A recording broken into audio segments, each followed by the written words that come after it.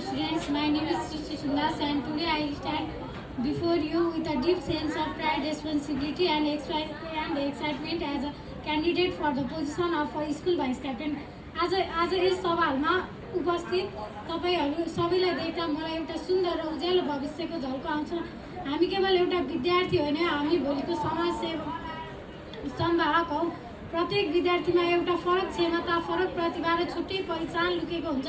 नेतृत्वको साँचो दायित्व भनेको त्यही लुकेको प्रतिभा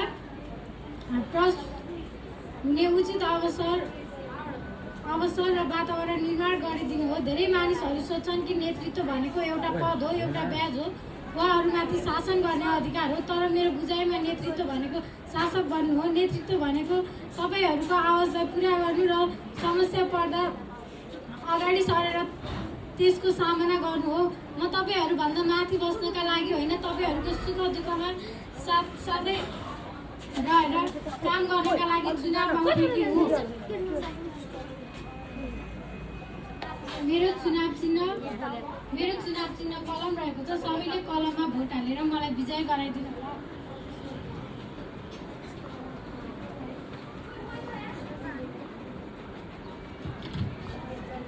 सबैजनाले भोट हाल्दा यसरी हाल्नु होला है, कहीँ पनि नछोइकन बिचमा। धन्यवाद।